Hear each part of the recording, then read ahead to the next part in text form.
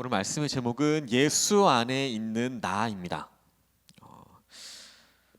어제 저희 아들이 어린이집에서 이제 하원에서 집에 들어오자마자 마스크를 벗고 제일 처음 한 말이 있습니다. 이게 뭐였냐면 한숨을 푹 쉬면서 아휴 오늘따라 힘드네. 저희 아들은 6살이고요. 어린이집 다니고 있습니다. 여러분, 이번 주일 말씀이 거룩한 백성이 되라라는 제목의 말씀이었습니다.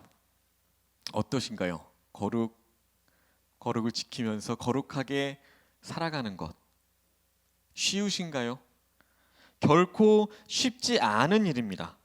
이 세상 가운데 살아가면서 거룩하게 살아간다는 것은 절대로 쉬운 일이 아닙니다.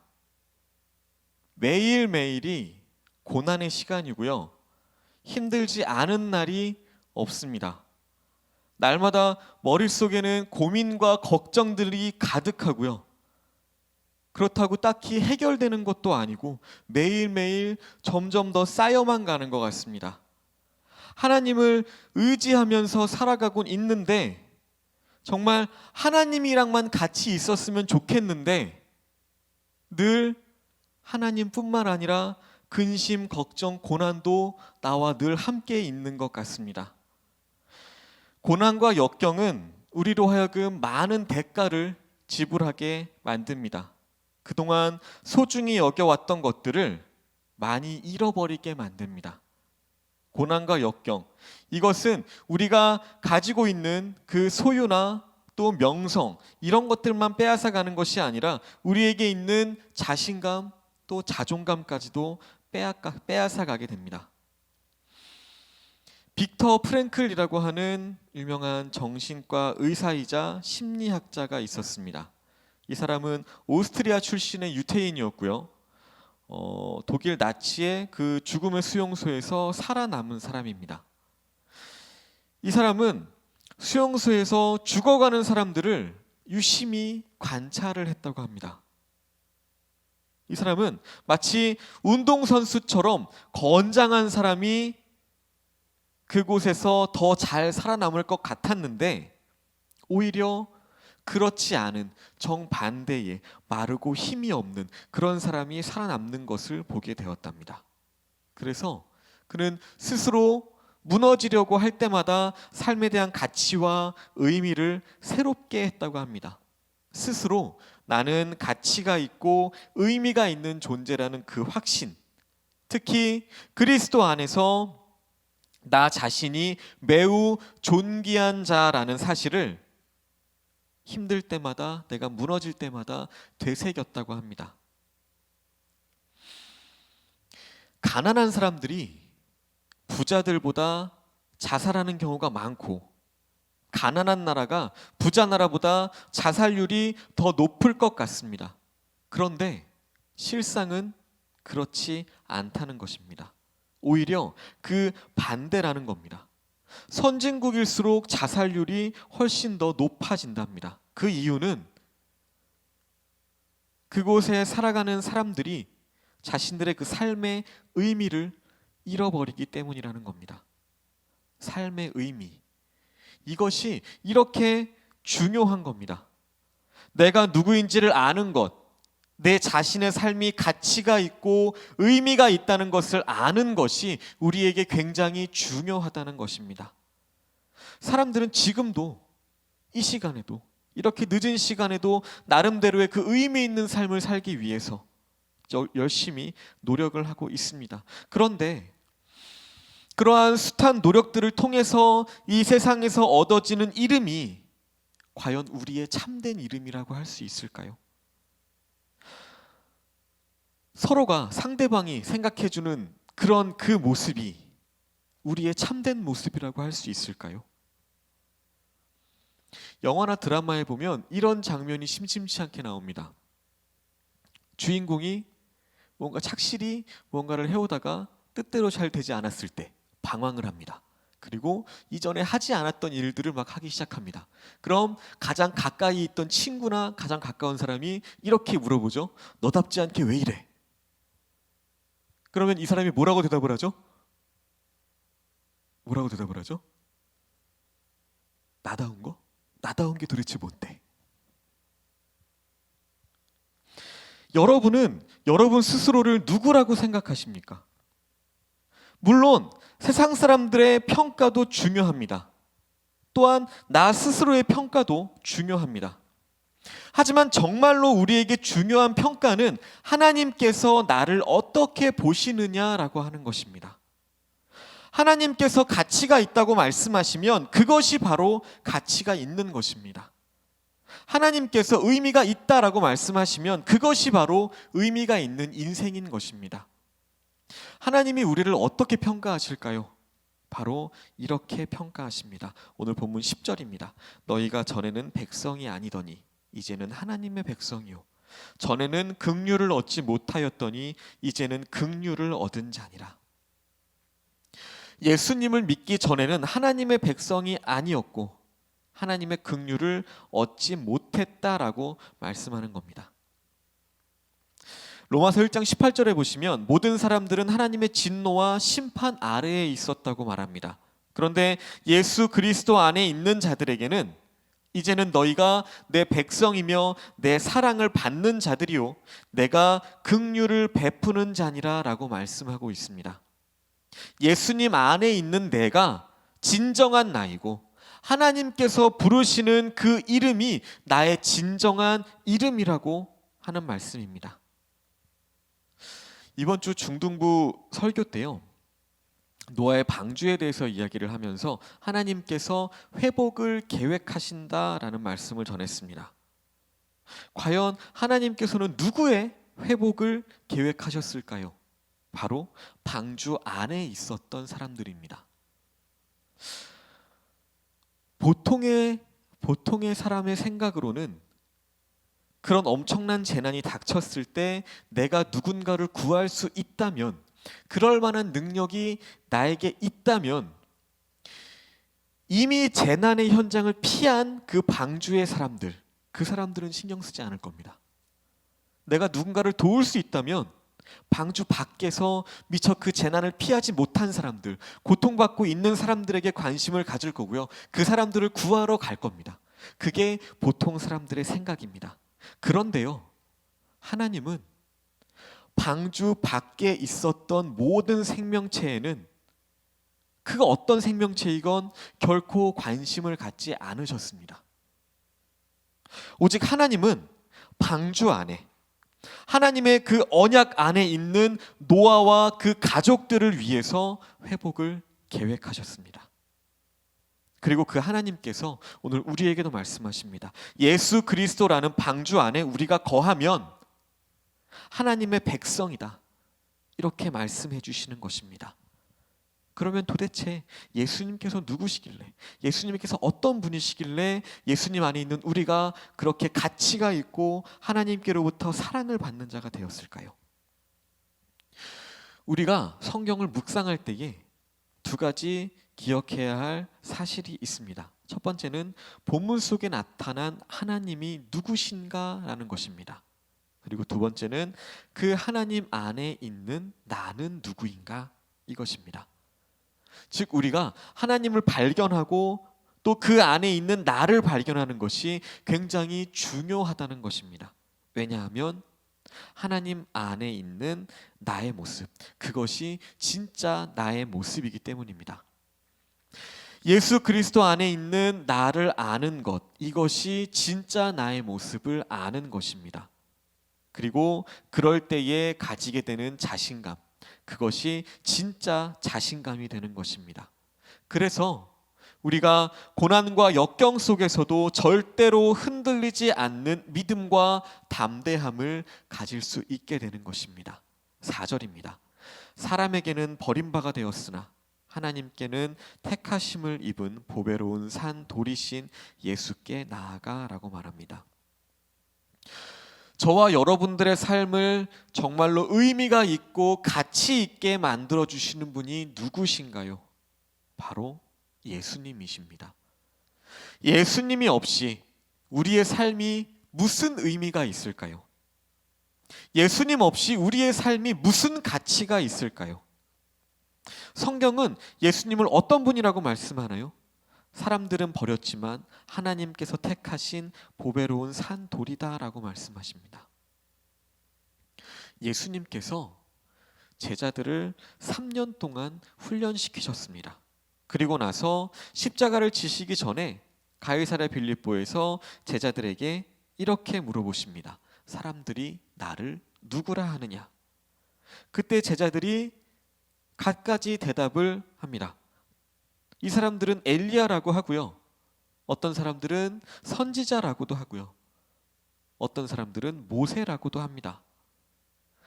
제자들의 이런 대답을 듣고 나서 예수님께서는 또다시 질문을 하십니다. 그러면 너희는 나를 누구라고 생각하느냐? 이 질문에 대한 대답 속에 나의 운명이 달려 있습니다.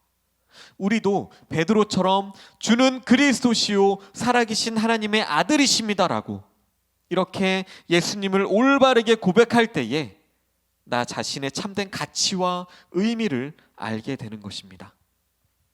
성경에 보면 예수님에 대해서 수많은 비유들로 설명을 하고 있습니다.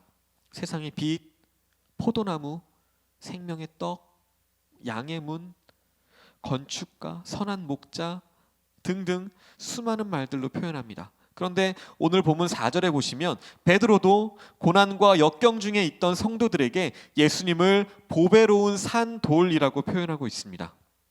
이어서 6절, 7절 말씀도 보시기 바랍니다. 성경에 기록되었을 때 보라, 내가 택한 보배로운 모퉁이 돌을 시온에 두노니 그를 믿는 자는 부끄러움을 당하지 아니하리라 하였으니 그러므로 믿는 너희에게는 보배이나 믿지 아니하는 자에게는 건축자들이 버린 그 돌이 모퉁이의 머릿돌이 되고 라고 했습니다.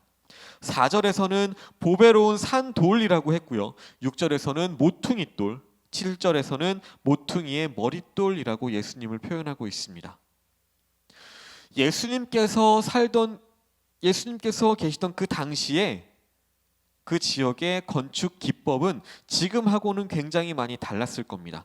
요즘에는 건물의 기초를 콘크리트와 철근으로 올립니다. 그런데 예수님 당시에는 주로 그 돌을 기초로 해서 집을 지었습니다.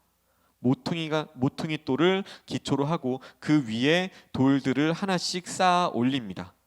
따라서 모퉁이 돌이 얼마나 튼튼하고 단단하냐에 따라서 그 건물의 규모와 크기가 정해졌습니다. 예루살렘 성전을 연구한 학자들에 의하면요, 그 성전의 모퉁이 돌이 지름만 거의 11m에 달했다고 합니다. 그런데 성경은 예수님을 바로 그런 모퉁이 돌이다라고 표현하고 있습니다. 하나님의 집을 세우는 모퉁이 돌이라고 말합니다.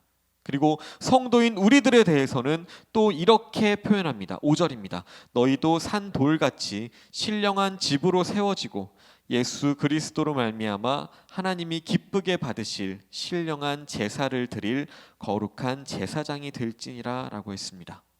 우리를 향해서 너희도 산 돌같이 신령한 집으로 세워지고 라고 말씀합니다. 여기에서 산돌이라고 하는 것은 모퉁이 돌 위에 쌓아 올린 돌을 의미합니다. 건물이 이렇게 세워집니다. 그런데 이 모퉁이 돌을 술집에다 가져다 놓으면 그 건물은 술집이 될 것입니다. 요새 또는 성벽 이런 곳에 모퉁이 돌을 가져다 놓으면 그곳은 튼튼한 성벽과 요새가 될 겁니다. 그 모퉁이 돌을 성전에다 가져다 놓으면 그 건물은 거룩한 성전이 되는 것입니다. 돌은 어디에 쓰이느냐에 따라서 이렇게 쓰일 수도 있고 저렇게 쓰일 수도 있습니다. 건축가가 돌을 가지고 요새를 만들 수도 있고 술집을 만들 수도 있습니다. 아니면 우상을 섬기는 신전을 만들 수도 있습니다. 그런데 모든 건축까지도 주관하시는 하나님께서 우리를 모퉁이 돌이신 예수님과 함께 거룩한 집, 곧 성전을 세우는 존재라고 말씀하고 계십니다. 어쩌면 베드로가 자신의 그 이름의 뜻이 반석이기 때문에 오퉁이돌에 대한 교훈을 마음속에 더 깊이 새기지 않았을까 생각도 듭니다. 어쩌면 이것은 베드로 자신에 대한 이야기였을 수도 있습니다. 구약 성경에도 보면 돌에 대한 비유들이 굉장히 많이 나옵니다. 하나님을 반석에다 비유를 많이 합니다. 하나님의 신실하심, 하나님의 영원하심, 그 하나님이 우리에게 안전하다라는 사실을 강조하기 위해서 반석이라는 비유를 많이 사용합니다. 즉 견고한 반석, 흔들리지 않는 바위를 상징하는 분, 그분이 바로 하나님이시라는 겁니다. 이렇게 변함이 없는 모습, 바로 하나님의 모습입니다. 다니엘서에도 보면 돌이 등장합니다. 느부갓네살 왕이 하루는 꿈속에서 아주 거대한 신상을 봅니다. 머리는 금으로 입혀졌고 가슴은 은, 배와 넓적다리는 동으로 입혀졌고요. 나머지 다리는 철로 되어 있었습니다. 세상의 나라, 지금 우리가 살아가는 이 세상의 나라들을 보면 이 느부갓네살 왕이 꿈에서 본 그 신상처럼 굉장해 보입니다. 하지만 이렇게 압도적이고 굉장해 보이는 나라들도 결국에는 무너지고 사라집니다. 잘 다듬어진 뜨인 돌 하나가 그 거대한 신상에 부딪히니까 그 신상이 어떻게 되었을까요? 완전히 부서져 버렸습니다. 그리고 그렇게 부서진 신상 위에 새로운 나라가 세워집니다. 바로 하나님의 나라입니다. 우리가 살고 있는 이 세상을 가만히 보다 보면 하나님이 없이도 굉장히 잘 살아가는 것처럼 보입니다. 하지만 결국에는 다 무너지고 만다는 것입니다. 이 세상에 영원한 기업, 영원한 나라 존재하지 않습니다. 이 땅에 있는 모든 나라와 기업 결코 영원할 수 없습니다. 우리가 역사 시간에 배웠던 그 수많은 제국들도 지금 다 사라졌습니다. 바벨론, 몽골, 그 모든 제국들이 지금은 전부 다 사라져 있습니다. 오직 영원한 나라, 이 영원한 나라는 하나님의 나라, 그리고 예수 그리스도를 머리로 하는 교회밖에 없습니다. 하나님을 의지하는 사람만이 영원히 살 수 있는 것입니다. 내 삶을 반석이신 예수님 위에 건축하는 사람만이 영원히 살 수 있다는 것입니다. 예수 그리스도 안에 있는 나를 가리켜서 산돌이라고 표현했습니다. 사람들에게는 버림바가 되었지만 하나님께 선택함을 입게 된 것처럼 우리도 그렇게 선택된 사람들로 살아가는 것입니다. 초대교회 성도들은 온갖 핍박, 온갖 박해를 다 받았습니다. 누명을 쓰기도 하고요.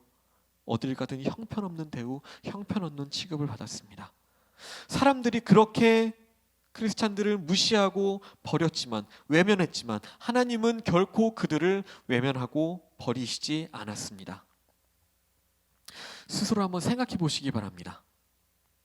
나에게 있어서 내가 예수님을 믿는 성도가 된 것이 소중하십니까? 아니면 세상으로부터 얻어진 그 이름과 지위가 더 소중하십니까? 물론 세상으로부터 얻은 그 이름들과 지위들도 소중하고 훌륭합니다. 회장, 사장, 박사, 의사, 교수 다 훌륭한 말입니다. 하지만 그런 이름들보다 우리에게 더 소중한 이름, 그것이 바로 성도여야 한다는 것입니다. 우리가 세상에서 큰 회사를 세웠다고 한번 생각해 보겠습니다. 얼마나 자랑스러울까요? 얼마나 기쁘고 영광스러울까요? 그런데 나를 통해서 교회가 세워지고 하나님의 나라가 세워진다고 생각해 보시기 바랍니다. 그 일이 더 얼마나 기쁠까요?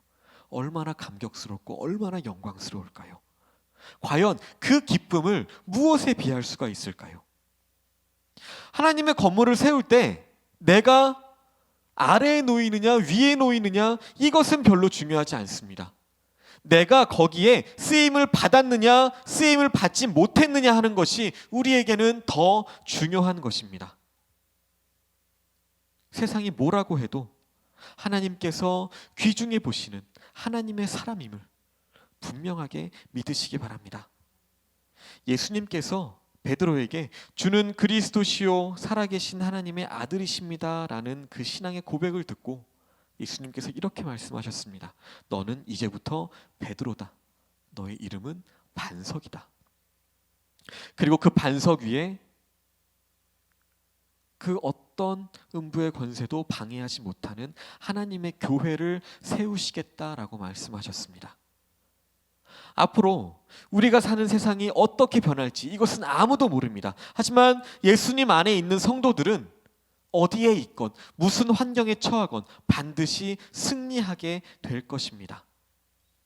20세기에서 21세기로 넘어올 때 어떤 막 소문들이 돌았나요? 교회들이 이 땅에서 다 사라질 것이다. 이 말도 들었었습니다. 그런데 어떤가요? 지금도 교회는 여전히 존재합니다. 아무리 세월이 흐르고 그 어떻게 발전한다고 할지라도 교회는 여전히 건재하다는 것입니다. 우리의 삶이 불투명하고 앞날이 전혀 보이지 않을지라도 하나님은 살아계십니다. 그래서 우리에게 영원한 소망이 있는 것입니다.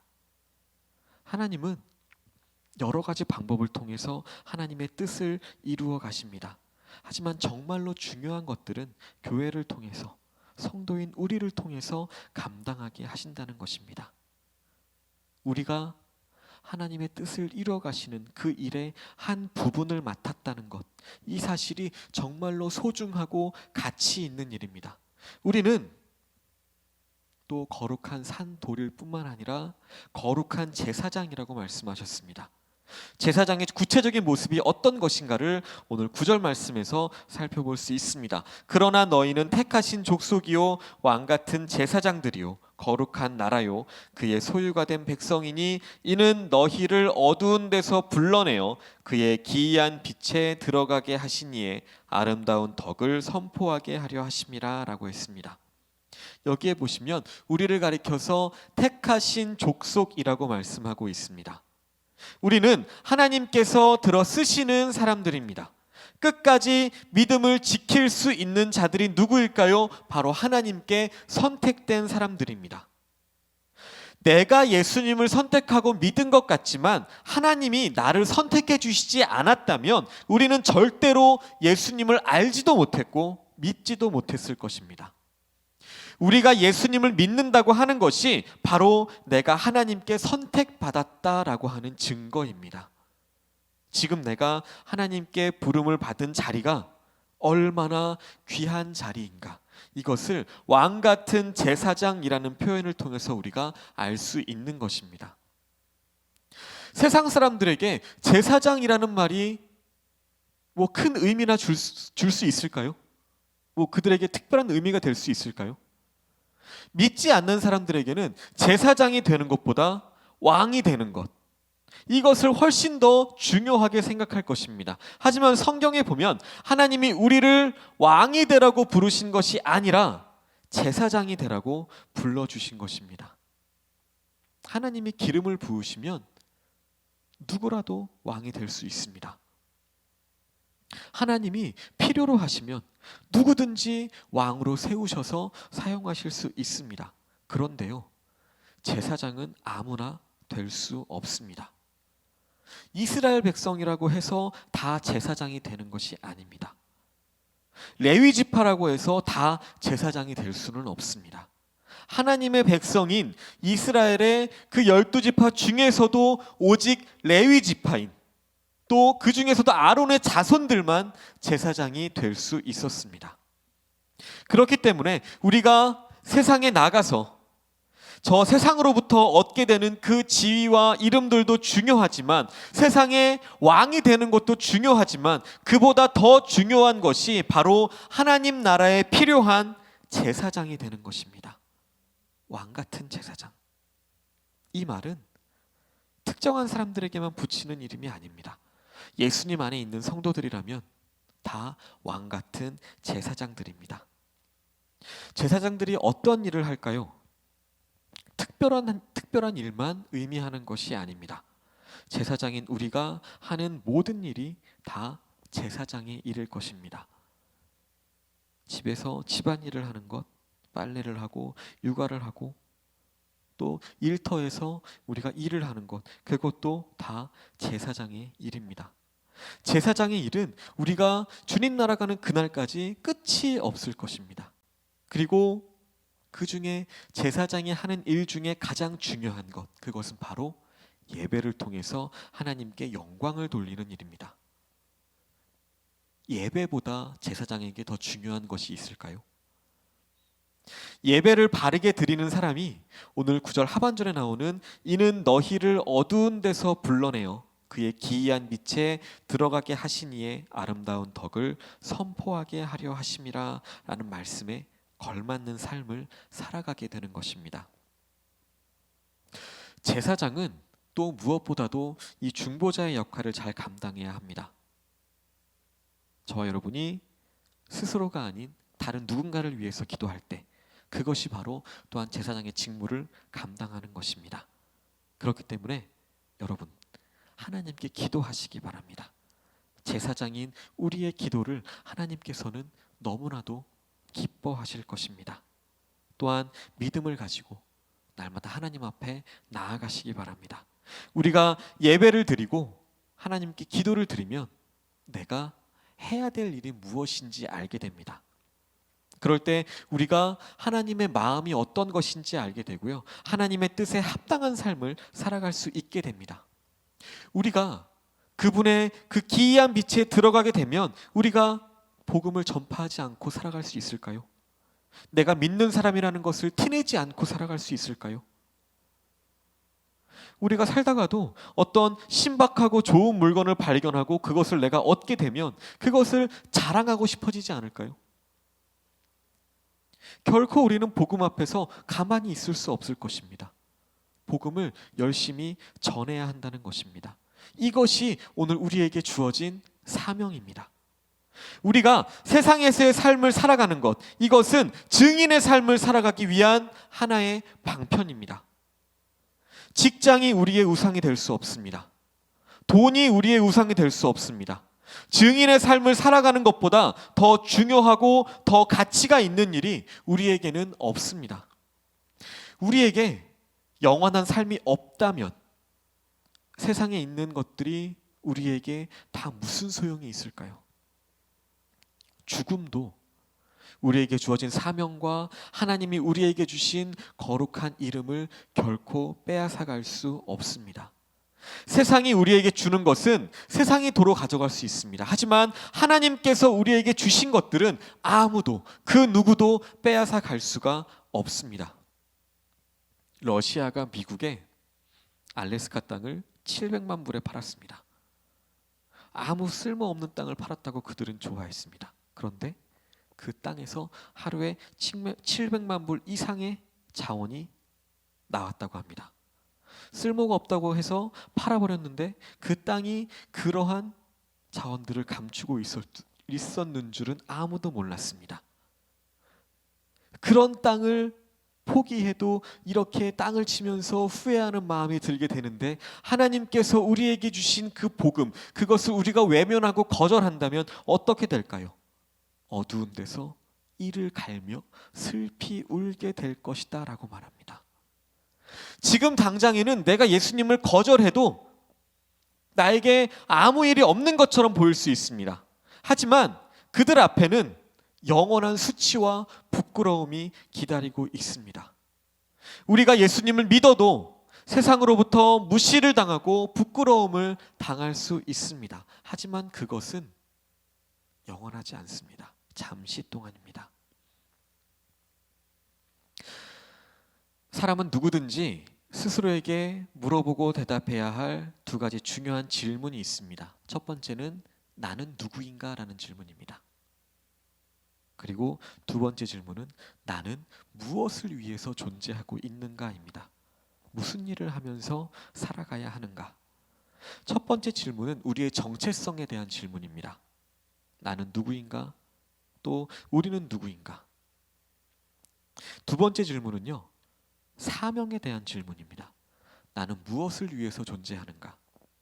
무엇을 하면서 살아가야 하는가? 이 두 가지 질문에 대해서 확실한 대답을 갖고 있지 못한다면 그 사람은 방황할 수밖에 없습니다. 내가 누군지도 모르고 어떻게 살아가야 되는지도 모르는데 어떻게 바르게 살아갈 수 있을까요? 오늘 본문에서 베드로는 우리에게 이 두 가지 질문에 대한 정확한 답을 말씀해주고 있습니다. 우리는 누구인가요? 이 질문에 대한 답을 우리에게 가르쳐주기 위해서 여섯 가지로 표현을 해서 우리에게 알려주고 있습니다. 첫 번째는 5절에 나오는 신령한 집이라는 표현입니다. 교회는 세상적인 곳이 아니라, 물질적인 곳이 아니라 영적인 곳이라는 뜻입니다. 우리는 거룩하신 하나님이 내 안에 계시면서 날마다 세워가고 있는 신령한 집이라는 것입니다. 두 번째는 9절에 보시면 하나님이 택하신 족속이라고 표현했습니다. 우리에게 영원한 생명을 주시고 새하늘과 새 땅에서 영원토록 하나님과 함께 살게 해주신 것입니다. 이것은 세상의 조건에 달려 있는 것이 아니라 오직 하나님의 선택하심에 달려 있다는 것입니다. 세 번째는 왕 같은 제사장이라는 표현입니다. 제사장은 하나님께 직접 나아갈 수 있는 존재입니다. 예수님의 이름으로 하나님께 직접 나아갈 수 있습니다. 하나님께 나아가서 말씀도 들을 수 있고요, 찬양도 할 수 있고요, 필요한 것이 있다면 언제든지 무엇이든지 하나님께 기도할 수 있게 된다는 것입니다. 네 번째는 거룩한 나라입니다. 거룩이라고 하는 말, 이것은 도덕적이나 윤리적으로 완벽하다라는 뜻이 아니고요, 하나님께서 특별히 구별하셨다라는 의미입니다. 세상 사람들은 자신을 위해서 살아갑니다. 하지만 우리는 하나님께 영광을 돌리기 위해서 따로 구별되었다라는 것입니다. 그래서 우리는 지금은 이 세상에 살아가고 있지만 세상에 속한 사람이 아니라는 것입니다. 다섯 번째는 그의 소유된 백성입니다. 하나님이 우리를 창조하셨을 뿐만 아니라 우리를 죄에서 구원해 주셨습니다. 그래서 신명기 33장 29절에 보시면 이스라엘이여 너는 행복한 사람이로다. 여호와의 구원을 너같이 얻은 백성이 누구냐? 그는 너를 돕는 방패시요 내 영광의 칼이시로다. 내 대적이 내게 복종하리니 내가 그들의 높은 곳을 밟으리로다 라고 했습니다. 하나님께서 우리의 방패와 칼이 되어주시는데 과연 누가 우리를 함부로 대할 수 있을까요? 그렇기 때문에 우리는 조금도 염려하거나 걱정할 필요가 없다는 것입니다. 우리는 신명기 말씀에서처럼 행복한 사람입니다. 여기서 행복한 사람은 해피 피플이 아니라 블레시드 피플입니다. 해피는 주관적으로 행복하다고 느끼는 것입니다. 하지만 블레시드는 객관적으로 하나님께서 우리에게 복을 주셨다는 것입니다. 우리가 비록 이 세상에서는 행복하지 않아도 힘들게 살아가고 있다 할지라도 우리는 하나님의 복을 받은 백성이라는 것입니다. 팔복의 내용을 보시면 상식적으로 이해가 안 되는 말들이 너무나도 많습니다. 심령이 가난하고 애통하는 자, 이런 사람들이 어떻게 행복할 수 있을까요? 의를 위하여 핍박을 받는 자, 이러한 사람이 어떻게 행복할 수 있을까요? 아무리 복을 받은 백성이라고 할지라도 때로는 힘들거나 고통스러울 수 있습니다. 그렇기 때문에 주관적인 행복은 중요하지 않습니다. 내가 하나님께 복을 받은 사람이라고 하는 그 정체성을 간직하고 있을 때에 우리가 진짜로 행복한 사람이 될 수 있는 것입니다. 여섯 번째로 나그네라는 표현입니다. 우리는 이 세상을 나그네처럼 살아갑니다. 이런 노래가 있죠. 인생은 나그네길 어디서 왔다가 어디로 가는가. 인생이 나그네 길이라는 것은 알고 있었지만 어디에서 와서 어디로 가는지는 몰랐다는 겁니다. 하지만 우리는 알고 있습니다. 우리가 어디에서 와서 어디로 가는 존재인지 다 알고 있습니다. 하나님께로부터 와서 하나님께로 다시 돌아가는 나그네인 줄을 우리는 다 알고 있습니다. 그렇기 때문에 우리는 내가 세상에서 어떻게 살아가야 하는지도 잘 알고 있습니다. 내가 어떠한 존재인지 그것 또한 잘 알고 있습니다. 예수 안에 있는 나, 이 말이 얼마나 중요한 말인지도 우리는 잘 알고 있습니다. 말씀을 맺겠습니다. 그렇기 때문에 저와 여러분들은 오늘 말씀처럼 내가 하나님께 선택된 보배로운 산돌이요 거룩한 제사장이라고 하는 사실을 꼭 기억하시기 바랍니다. 그리고 하나님의 자녀답게 항상 하나님의 일에 최선을 다하는 그런 하나님의 마음을 기쁘시게 하는 성도들이 되시기를 예수님의 이름으로 간절히 소망합니다. 이 시간 함께 기도하시겠습니다.